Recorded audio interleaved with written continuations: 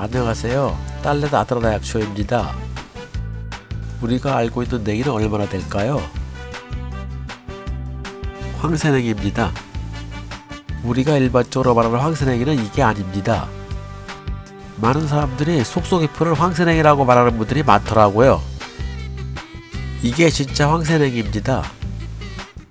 속속이풀도 황새냉이라고 많이 부르기 때문에 황새냉이로 알고 있는 분들도 많아요. 황새냉이와 속속이풀의 구별 방법을 알려드리겠습니다. 이게 사람들이 말하는 황새냉이입니다. 속속이풀이지요. 냉이를 잘 모르시는 분들은 요거 좀 작은 거 보게 되면 냉인 줄 알아요. 냉이랑 비슷하게 생겼는데 이걸 황새냉이라고 하는데 이건 속속이풀이에요. 속속이풀은 황새냉이가 아니에요. 속속냉이 또는 속속이풀이라고 해요. 뿌리가 마치 황새의 다리처럼 길다고 하여 황새냉이라고 부르게 된 것 같아요. 개간냉이 속이고 예전에는 개간냉이를 황새냉이로 부르다가 사촌이 속속이 냉이를 황새냉이라고 부른 것 같아요. 다른 냉이 종류와는 다르게 뿌리가 크면서 식감도 부드럽고 데치면 단맛이 나므로 제일 늦춰주는 냉이뿌리 나물입니다. 십자화과 냉이는 대부분 꽃의 색깔이 흰색인데 이 속속이풀은 노란 꽃이 펴요. 냉이 중 노란 꽃이 피는 냉이는 드물다고 봅니다.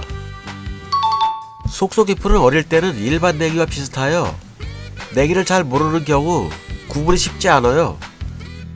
일반 냉이는 향도 좋고 맛이 좋은 편이지만 속속이풀은 약간의 매운맛을 지니고 있어요. 이 정도 파야지 나와요.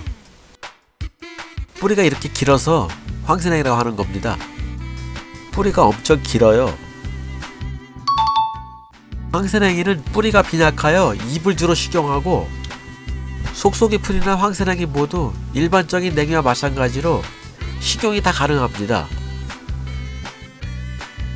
황새냉이와 속속이풀이 자라고 있는 곳은 논밭 개울가 습지에 수분이 많은 땅을 좋아하는 것 같아요. 일반적인 냉이는 척박한 돌밭이나 건조한 땅 어디서도 잘 자라지만 황새냉이와 속속이풀은 주로 습지에서 자라갑니다.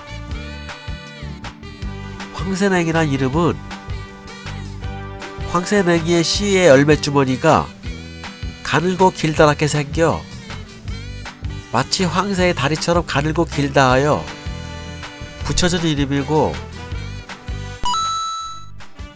십자화과 속속이 냉이를 황새냉이로 부르는 이유가 속속이풀의 뿌리가 황새 다리처럼 길다고 그렇게 부른다는 말은 틀린 겁니다. 황새냉이는 습한 곳에 주로 보이는 두해살이 풀러서 줄기는 밑둥에서 여러 갈래로 나옵니다. 30cm까지 자라고 잎은 언뜻 보면 개구리밥처럼 생겼어요. 황새냉이와 구분이 좀 어려운 게 있는데 그건 바로 좁쌀냉이라고 합니다. 수염 뿌리가 있는 것은 황새냉이고 좁쌀냉이는 뿌리가 비추형이며 일반적인 외형으로는 전문가가 아닌 이상 구분이 쉽지 않아요.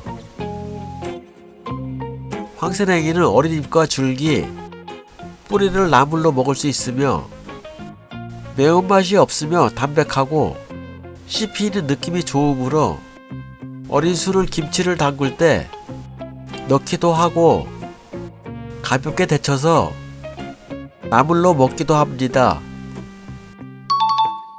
비타민과 단백질, 칼슘, 철분을 함유하고 있어 봄에 어린 술을 살짝 데쳐 나물로 먹거나 된장국을 끓여 먹으면 칼칼한 맛이 있으며 숙취 해소에도 아주 탁월합니다. 또한 잘게 썰어 쌀을 섞어서 나물밥을 지어 먹는 지역도 있습니다. 국에도 넣어 먹는데 이때는 산 것을 넣습니다. 생채를 밀가루를 입혀 기름에 튀긴 것도 먹을만 합니다. 황새냉이 효능으로는 잎과 줄기를 채취하여 진하게 달여 복용하며 괴혈병, 풍파염, 폐결핵, 간장질환 등에 좋아요. 이뇨, 거담, 진통, 소염 등의 효능이 있습니다.